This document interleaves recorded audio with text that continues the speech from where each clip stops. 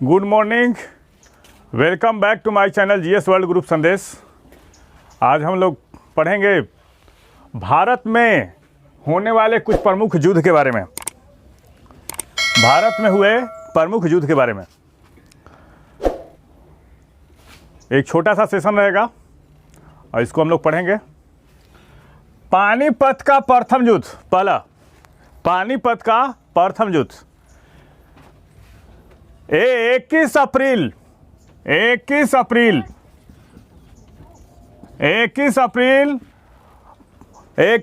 1526 को हुआ था। और किससे किसके बीच में हुआ था? बाबर और इब्राहिम लोदी के बीच में। किसके बीच? बाबर ने लोदी वंशीय शासक इब्राहिम लोदी को पानीपत के मैदान में परास्त किया था। और इस युद्ध में पहली बार भारत में बारूद का प्रयोग बाबर ने किया था। पानीपत के प्रथम युद्ध के बारे में हम लोग जान लेते हैं। 21 अप्रैल 1526 को हुआ था और ये भारतीय इतिहास की एक युगांतकारी घटना थी। क्या थी? युगांतकारी घटना थी। और ये जो युद्ध था वो सल्तनत काल के जो गुलाम, खिलजी, तुगलक, सैयद और लोदी वंश के जो शासकों का वर्चस्व रहा भारत पे, वो समाप्त हो गया हमेशा के लिए। जिसमें लोदी वंश का अंतिम शासक इब्राहिम लोदी युद्ध में मारा गया था। क्या हुआ? युद्ध में मारा गया था। और क्वेश्चन पूछता है कि सल्तनत काल का कौन ऐसा शासक था? सल्तनत काल का कौन ऐसा शासक था जो युद्ध भूमि में मारा गया? वो इब्राहिम लोदी था।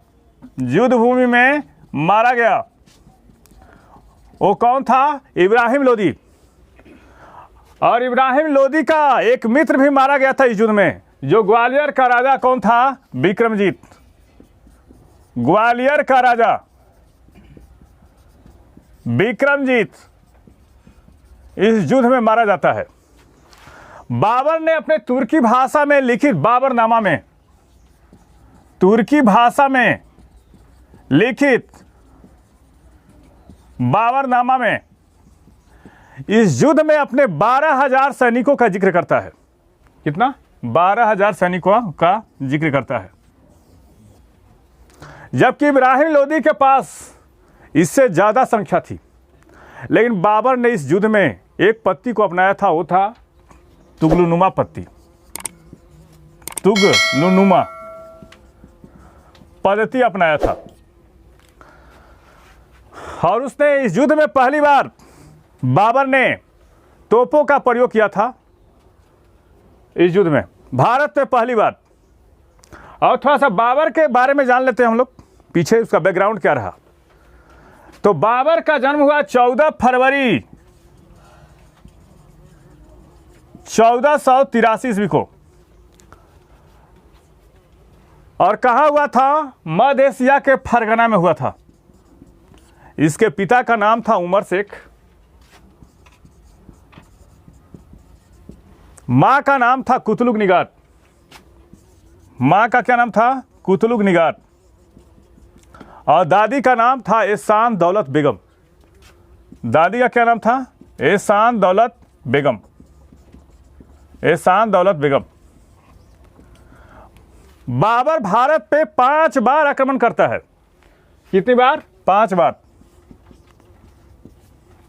और पहला जो आक्रमण है वो कहाँ करता है? आज के आधुनिक पेशावर के नजदीक एक जगह है बाजौर और भेरा। बाजौर और भेरा। इस युद्ध के पश्चात ये निश्चित हो गया कि भारत में कौन शासन करेगा और कौन शासन नहीं करेगा। और इस युद्ध के जीतने के पश्चात बाबर ने बोला काबुल की गरीबी अब हमारे लिए नहीं। और उसके सेना में 2 तोपची रहते थे। उसका नाम क्या था? उस्ताद अली और मुस्तफ़ा। उसके दरबार में, उसकी सेना में 2 तोपची रहते थे, उस्ताद अली और मुस्तफ़ा। और इब्राहिम लोदी अपने सैन्य क्षमता का उचित प्रदर्शन नहीं कर पाया। जबकि उसके पास संख्या बल ज़्यादा था। लेकिन जो तोपों की सजाने की उस्मानी विधि बाबर ने सीखी थी, किससे से? उज़्बेकों से सीखी थी, उज़्बेकों से सीखी थी। अब यहाँ से आपसे दिमाग में एक प्रश्न आ रहा होगा कि ये सारे युद्ध पानीपत में क्यों हुए? क्योंकि पानीपत में युद्ध का कारण सबसे महत्वपूर्ण था, ये भारत का प्रवेश द्वार था। इस कारण से हुआ क्योंकि जो भारतीय शासक, आज तक तो यही विडंबना रही कि भारतीय शासक अपने देश के बाहर, अपनी मातृभूमि के बाहर जंग नहीं लड़ पाए, अपने घर में ही लड़े। हम शुरू से रक्षात्मक थे, आक्रामक नहीं थे। इस कारण से हमारा पतन हुआ। और बाबर को भारत पर आक्रमण करने के लिए इब्राहिम लोदी के चाचा दौलत खां लोदी और आलम खां लोदी ने निमंत्रित किया था। आलम खां लोदी ने निमंत्रित किया था। और कालांतर में राणा सांगा ने भी बाबर को भारत पर आक्रमण करने के लिए निमंत्रण भेजा था। दोपहर तक इस युद्ध का निर्णय हो चुका होता है और इब्राहिम लोदी और उसका मित्र ग्वालियर का राजा विक्रमजीत इस युद्ध में मौत के घाट उतार दिए जाते हैं। उस समय भारत की दशा ऐसी थी कि जहां भी मुगल सेना जाती थी, वहां से जो लोकल लोग थे, प्रजा थी, भाग खड़े उठते थे।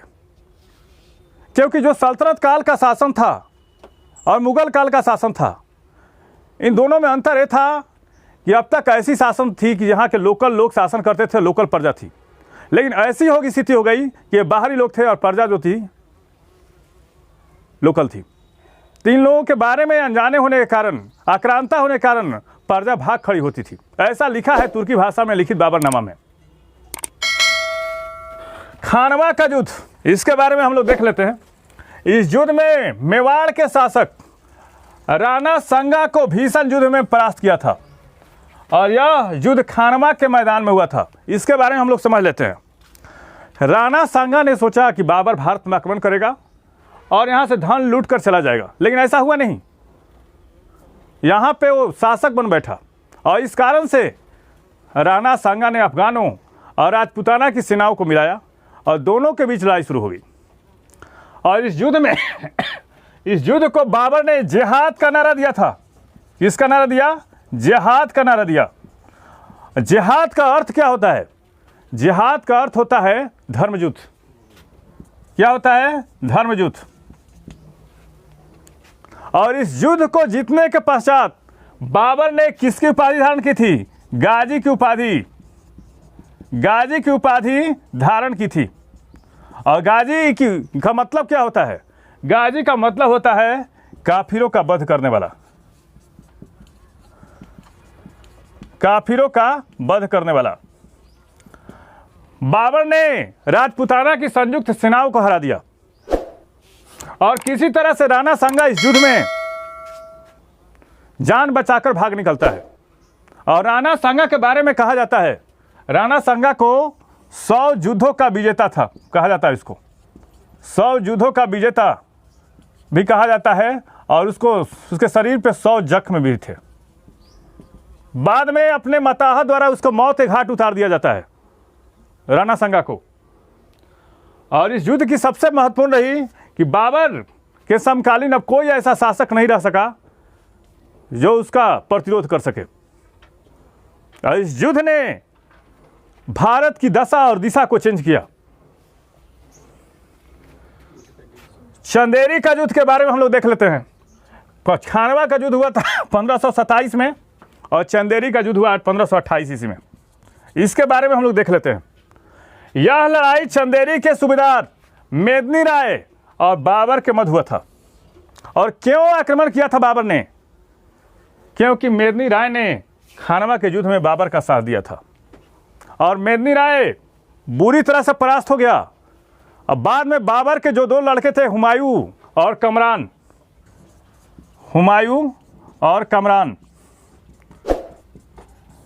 इन दोनों से मेदिनी राय के 2 पुत्रियों का विवाह कर दिया जाता है। मेदिनी राय की 2 पुत्रियों का विवाह कर दिया जाता है। मेदिनी राय बुरी तरह से परास्त हो जाता है इसमें। अगला आता है घाघरा का युद्ध। 1529 ईस्वी में बाबर और अफगानों के बीच लड़ाई होती है और यह लड़ाई घाघरा नदी के किनारे लड़ा गया था। इस युद्ध के बारे में कहा जाता है कि एक ऐसा युद्ध था जो जल और स्थल दोनों पे लड़ा गया था। जल और स्थल दोनों पे लड़ा गया था। अब आप हम लोग ये बताइए कि हमने बाबर के लड़े हुए 4 युद्धों का क्रम बताया और एक क्वेश्चन रहेगा कमेंट बॉक्स में कि बाबर ने